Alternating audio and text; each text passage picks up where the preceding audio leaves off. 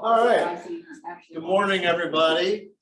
I'm Graham Dodge. I'm the Executive Director of Magic and the lead organizer of 1 Million Cups Westminster. We have some people here at Startup Portal, who's one of our community sponsors in Westminster, and we have people on Facebook Live where we're streaming this too right now.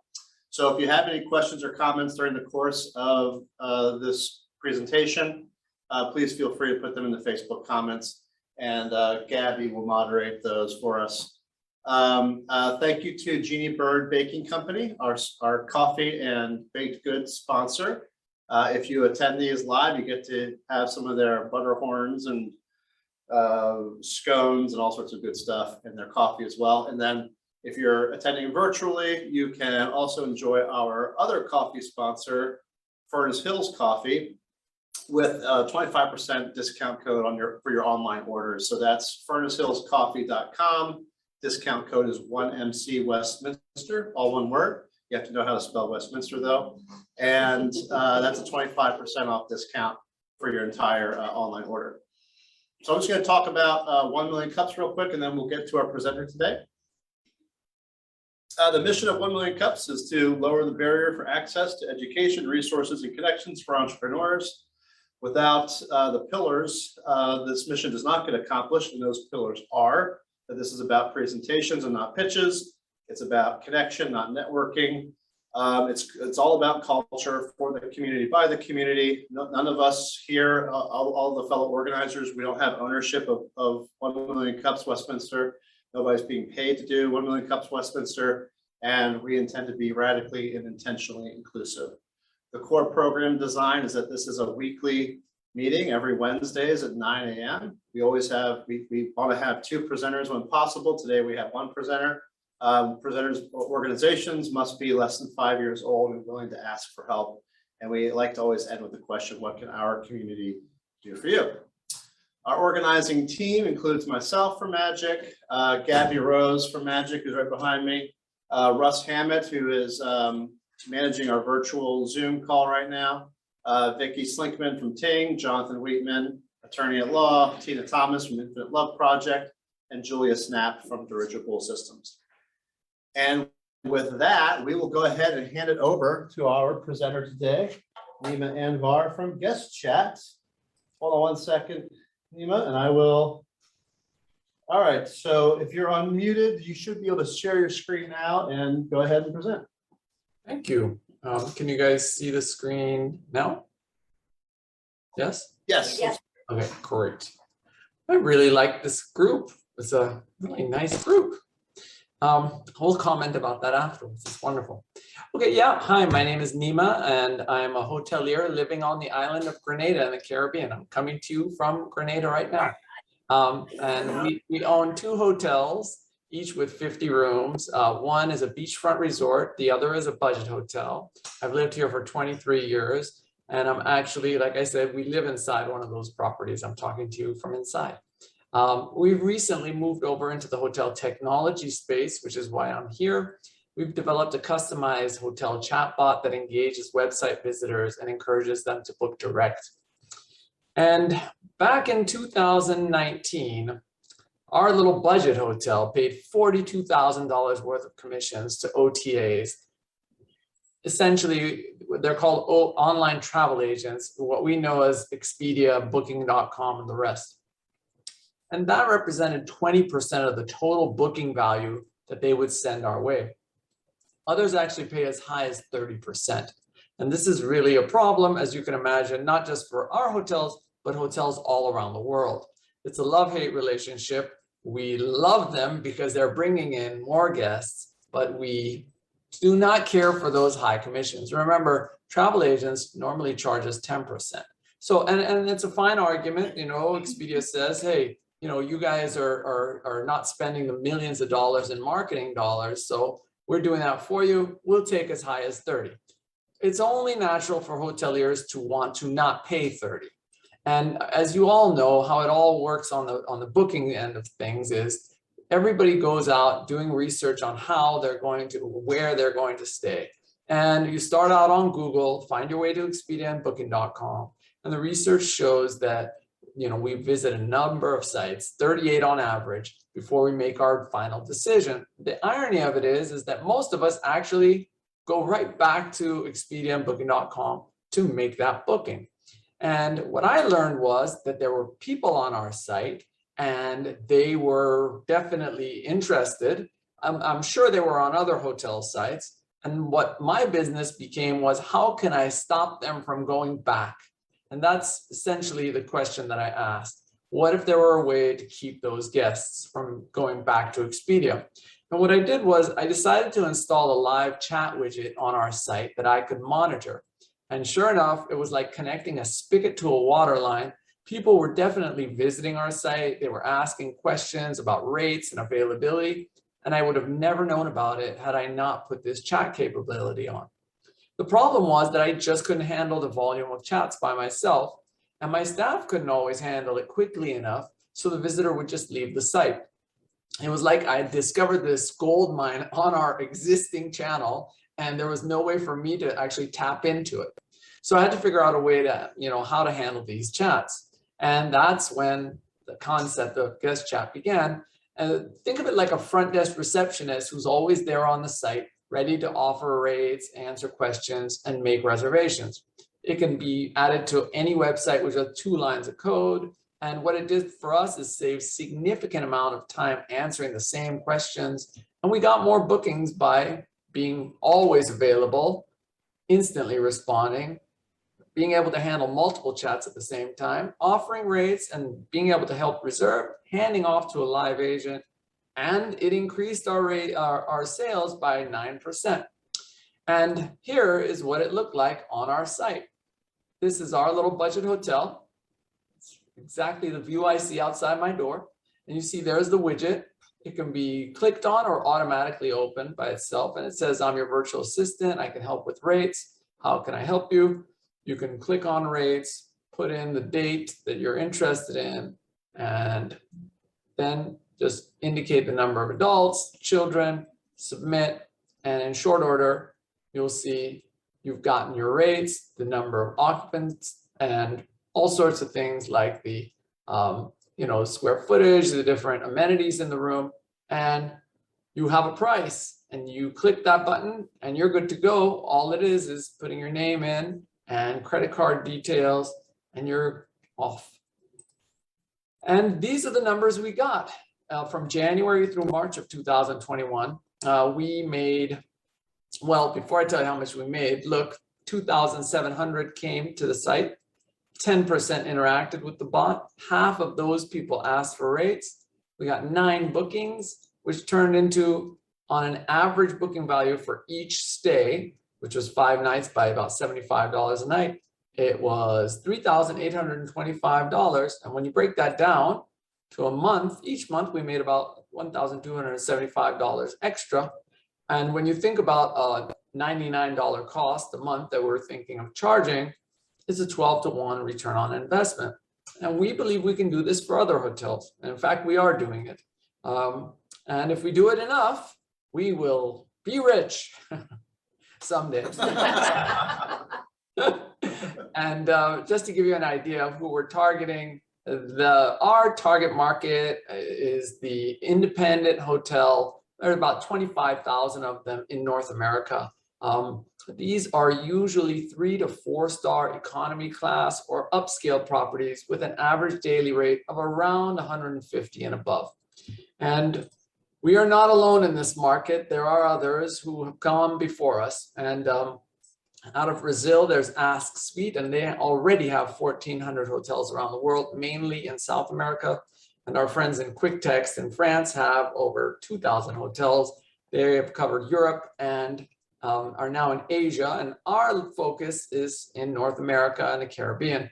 And we're hoping that our differentiator, being hoteliers and having that practical experience, will give us an edge and get us just as many hotels, if not more. And what we need your help on is getting more hotels to try our product. And so, yeah, that's pretty much the presentation. Excellent. Thank you. Thank you, Nima. So I have a question right off the bat is, what did you do before you became what do you call it, hotelier? Yeah, hotelier. Yes. Yes. Hotelier, yeah. So I was brought up in San Diego, and I graduated as a biology major at UCSD. And then I did my master's in epidemiology of all things. And then I came to Grenada because I met my wife, and her family were here and was here, and they needed help with the hotel. So I left sciences and I went into a field that was very different than the sciences. It's people. So I liked it. Well, that's a whole different story, but yeah, that's the gist of it. Well, I imagine you must have some sort of scientific mind to have figured this all out on your own, where other hoteliers probably wouldn't have thought about trying these sort of technologies on their own. Yeah, it's a little bit of a necessity thing, just to give you an idea. So when COVID hit, to be very honest, I was really, really happy because I had enough of handling staff. It was not nice. I just, I didn't mind guests. Guests were actually really, really pleasant in hotels, especially budget hotels. So nice and easygoing. Staff, on the other hand, it's just nothing but, fighting and ick. And so I was so happy when there was lockdown. So I was like, go home. I'm glad. And so there was this opportunity in between, and we've had multiple lockdowns here. So there was this opportunity. I was already building this when this whole lockdown thing happened. And so because I didn't like it so much, and I've been doing this for 23 years, so it's old hat to me. I know everything there is to know about this specific property. And my son loves this stuff. He just loves it. And he wanted to do it. So I was like, have at it. And we talked to the whole family. I said, I love this other stuff. And so it's a great opportunity for both of us. So that's what we're doing. That's awesome. So it's a whole family operation. Yeah. Any other questions here from the community? Or on Facebook Live? Just interested in how you plan on monetizing it other than bookings. Do you plan on charging hotels to utilize the app, or? Yeah, that's the idea. So we charge $99 a month, and that's it pretty much. So it alleviates the fees that the travel agents there wouldn't be commission percentages. They would just do a flat fee of $99 a month. Right. Well, the idea is, most of us, if you can imagine, that's a huge number in terms of the amount of commissions. And one booking, anywhere you go, a budget hotel, if they're charging, let's just say $70, $80 at the low end, and maybe $110 on the high end, I'm talking budget, they're going to make their money back on one night's booking. So that's the reasoning behind it. For those of you who are joining us on Facebook Live, please go ahead and post your questions. There may be a slight delay for Facebook Live. I have another question. In terms of the reason why someone might go to Expedia or another service is presumably because they're kind of bargain hunting, and they're looking for someone that is broadcasting, oh, this is a better deal here, you can get a better discount here. Are you able to convey some sort of passing the savings on to the customer through GuestChat, or is there anything like that? Yep. In fact, that's what we're working on. Let me see. I actually did this once before, so let's try it again. I like doing this on the fly. So here's our property. Why should I choose you? That's a quite an open-ended thing, and let's see what it says. And I'm just doing that kind of randomly. Oh, look at that. Hey, that means that thing is learning, because last time it didn't do that. So we guarantee the lowest rates online. Even our discounts and last minute deals are lower. Not to mention the online booking procedure is very secure. Choose the book now button below to get our lowest rates. Complimentary room upgrades, guaranteed room availability, easier to cancel, early check-in based on availability. And bang, when they hit that, they just put in their details and it sends a request, because in this case, it's very, very personalized. There's something else that actually is really good. So I know for this specific, this is our hotel, we don't have any specials. But if you ever notice on a, like, look, there's a specials page, right? Let's take a look at that. That's already giving me a, let's go temporary and see what that is. Well, that's some sort of a problem site, but let's leave that there. The point is that if you have a specials page, here's the back end. Let me try another site so you guys can see that. So here's one of the properties that we have. So if you ask for specials, and we're just going to go to that button, and it says, here are the different specials, right? And there it is. And you can click and actually it'll go to that specific specials, right? So you can see what it is. There's actually no way on the site to actually redeem this special, or any of these specials. But over here, you can actually say, get our special deal, and put in your name and actually say, hey, I'm interested in this special. So those advantages of booking direct, what the benefits are, that's a key benefit. You'll get the lowest rates and so on. So that's kind of, hopefully will answer that question. That's great. Nice. So what time of year should we all come visit you?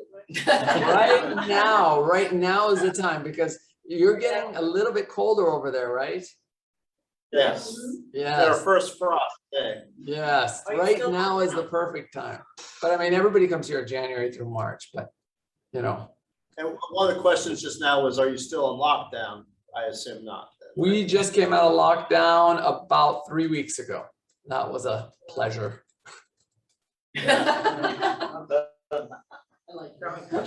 Yeah, Rick Limebach from Startup Portal has a question. From sales and marketing, how are you doing your sales and marketing? So what we do is we have lists that we compile of hotels. They're, the general managers and marketing managers, and we have a sort of two-pronged approach. Well, 3 to 4 prong approach. The first thing we do is we have them on an email campaign, and we sort of mirror that with a cold call and then a pitch. Not very different from what you saw, except the end part. And so that's our main thing. We have salespeople who actually call and ask to present. That's one way. The other way is my business partner. He is a former minister of tourism here on the island, and so he has a lot of connections throughout the Caribbean. So we reach out through personal contacts. And then the other way is I actually, in preparation for our reach out to the United States, we come to you guys and communities similar to you around the country, who hopefully will give us links and connections to hoteliers that might be interested. Right.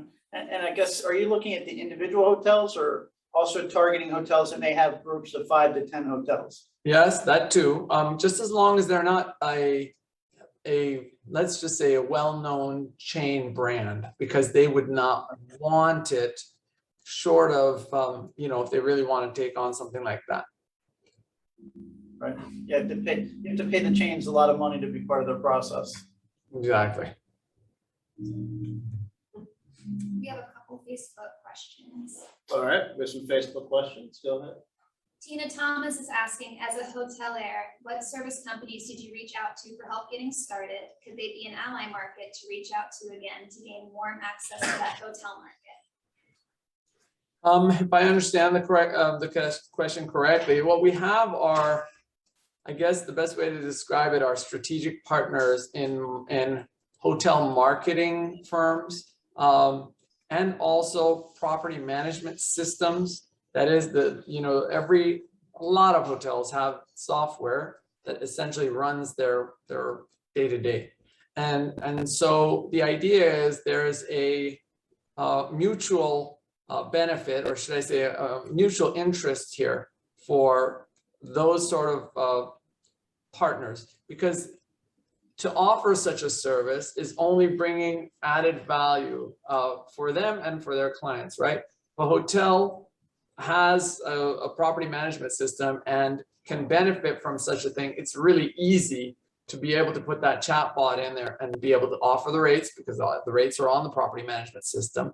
All the information about what's in the rooms and what facilities they have is already in the property management system. So it's an additional offering, if you will, for them. And for hotel marketing companies, it's a similar thing. A lot of hotel marketing companies are helping develop web pages for hotels and offering them strategies on how to get more direct bookings and move away from the OTA commissions. And so this would be one of their, I guess, the bows, the arrows in their, what do they call them, the quiver? Quiver, yeah. Yeah. Any other questions on Facebook? One more. Judith Walker is asking, what about package deals? Most people want flights included for convenience. How do you attract this consumer? Yeah, we wouldn't, just because our clients are the hotels themselves. Now, if the hotels have package deals, we can definitely highlight them. And remember, at the end, it always goes to their booking page anyway. So it's not like, we're making money off of that. It's a flat fee. So how do you, what do you recommend in terms of somebody who's looking for like a bundle like that? Obviously the best hotel rate they're going to get is to book direct through you or through the service that you're offering hotel. Do you have other like travel tips on how to find a good deal on other things like airfare? Well, you know that there's Google Flights. You guys have seen that, right? Yeah, airfare, that's the best way, because you can essentially shift those dates and see exactly, the whole database of all the flights that are coming to a specific destination.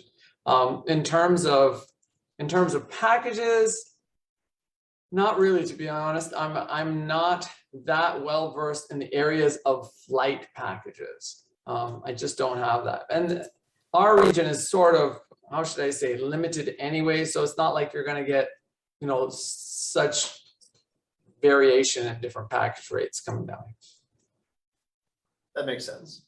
Well, it seems like technology wise, at some point, maybe if you build this into being the billion-dollar company that it could be, you could have a feature or an API that integrates with Google. Yeah, that makes, yeah. The funny thing is, that's a really good point, because we already have that from so many other things in it, like location and points of interest and all that. It's not a bad idea, to see how you can kind of say, hey, and look, here are the flights to this area too. And that's not right, because that's probably saving that consumer time anyway from having to go search for it themselves. Yeah, that's a pretty good idea. He's gonna write that down. Yes, I am. I see the loyalty coming your way. I expect at least one night. Right. So now, did the hotel business find you, or did you find the hotel business? We know that your wife has brought you to Granada. Is Granada or Grenada? Grenada, yeah. Yeah, thank you. So I think Grenada. So is it our family's business? So is it her? Yeah, is it her family's business? Her or family's did you- business, yes. Yes, her family's business. And so I just took on the role of general manager and learned on the job. That's Yeah. awesome. Yeah. That's how I felt about it too. Is GuestChat set up as a separate business entity? Yes. Is it set up in North America, in the United States? It's set up in the Caribbean here. Oh, okay. So the only reason why I asked is I know that I've mentored other startups who are overseas or in the Caribbean,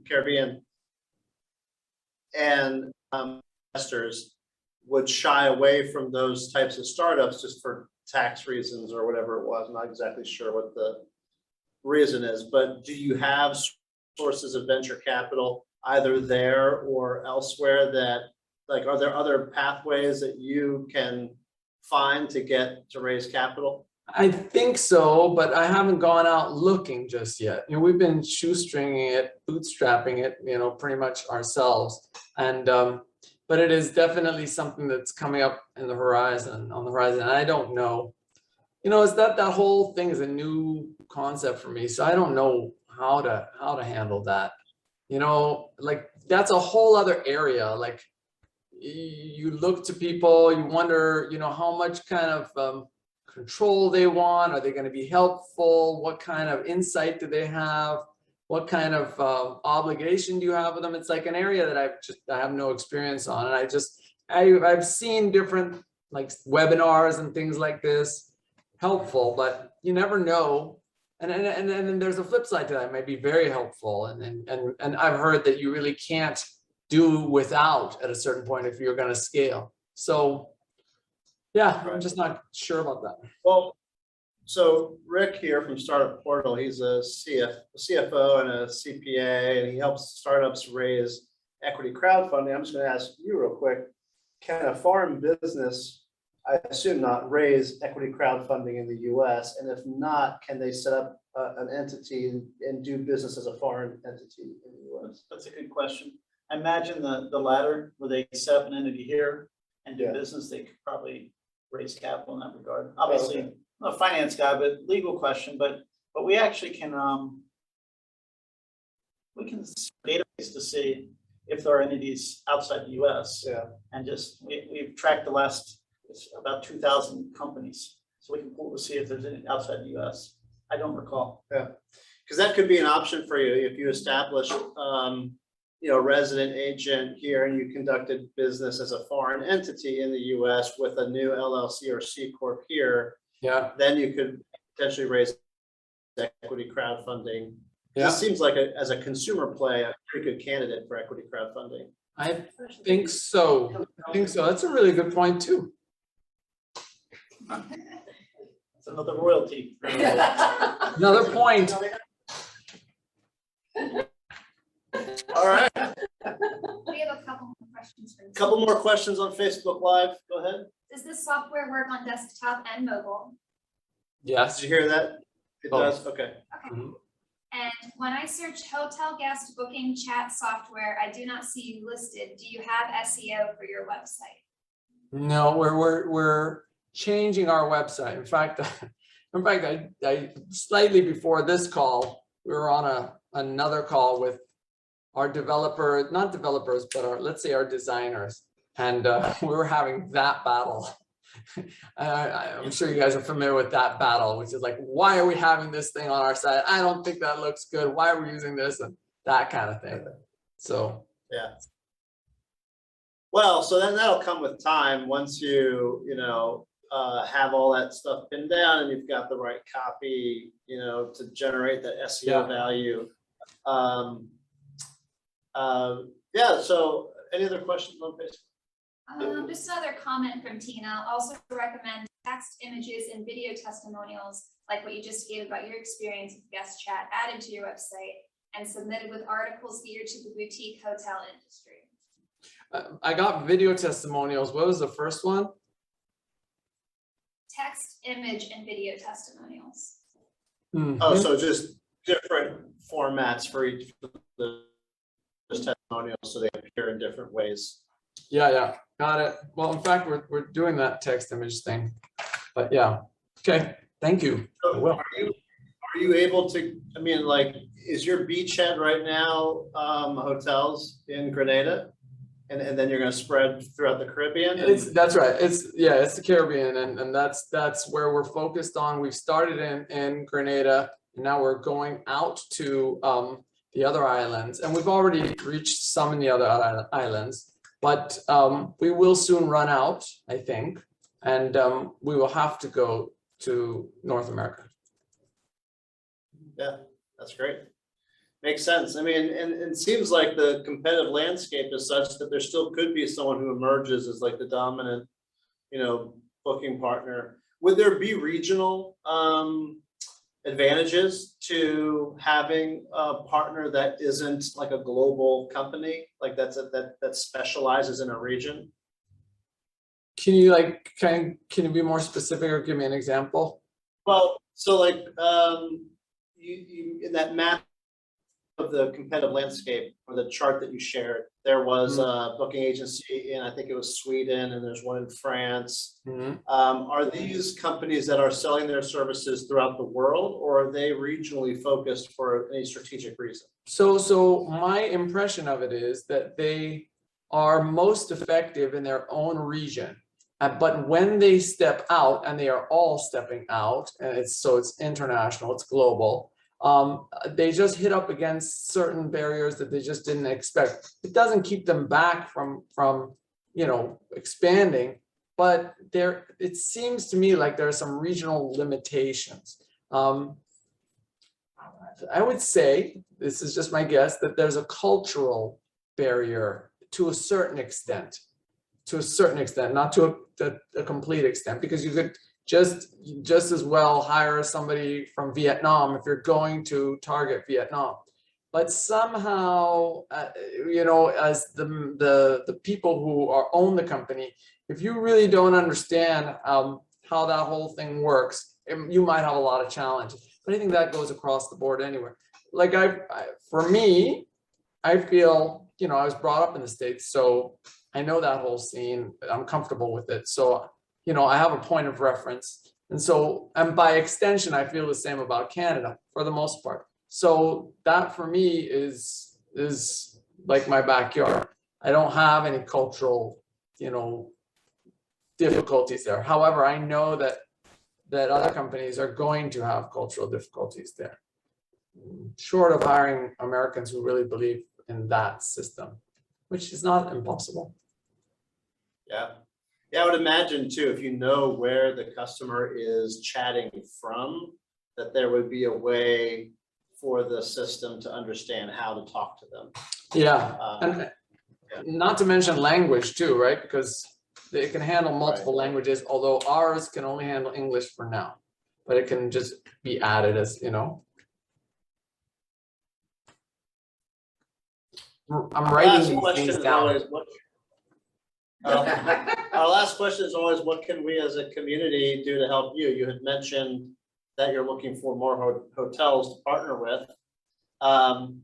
We don't have a lot of hotels here in Westminster, Maryland, unfortunately. That's one of our problems that we need to work on. But what about, and the ones that we do have tend to be the major chains like Best Western. And I noticed, yeah, I did some research on that. You guys have some, it's not like none, you have some. Well, so who did you see that you think could be a candidate?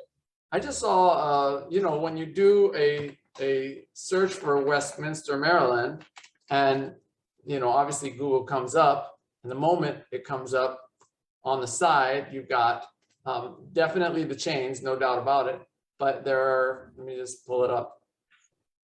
I see the Boston Inn, George's on York, that's a B&B. I see Seasons at Magnolia. I don't know what that is. There are Hampton Inns and things like that. Eisenhower Hotel and Conference Center. The George's on York, so a B&B, would they be a good candidate? I think they could be, yeah. In fact, okay. Well, I know the owners there. I can introduce you. Yeah. And the Boston Inn, don't tell anybody, but it's not worth getting them as a customer. No problem. No, I mean, I don't know that scene, but there's a lot of better breakfasts. The Morningside Inn. Now, like our Best Western here is owned locally by a local family. Is that still problematic for working with them, even though they're locally owned? It's not problematic for us. It would be problematic maybe for them. I don't know. That's it, yeah. Because their website's controlled by the Best Western. Okay. All right. So I have a question. Are you open to talking to that may work with different hotels? So I guess are you ready to go have those discussions? you guys broke up. so I couldn't hear you. All I heard was, That's all right. am I open? Are you prepared to talk to larger hotel, larger hotels or groups of hotels? Yes. Okay, yeah, I can actually make a couple introductions. Okay, great. I really appreciate it. I need to get your contacts, people. I'm gonna put out my contacts before this thing ends. Well, we're wrapping up now, so if you've got something you want to share, or if you Yeah. want to put it in, I'll put it in the Zoom chat. Yeah, I'll put it in the chat now so that if anybody hopefully can download it, you have all my contact information.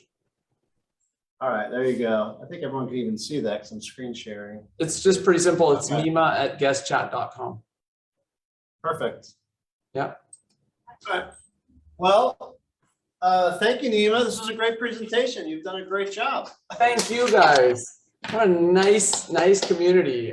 This is the first place, one of the first places that I've seen that is like actually it's both live in person as well as the hybrid. And it's really done nicely, really nicely done. Yeah. All right, guys. Techies. Thank you, Nima. Have a wonderful day. Talk to you later. Bye-bye. You too. All right. I'm feeling a field trip. For a field trip.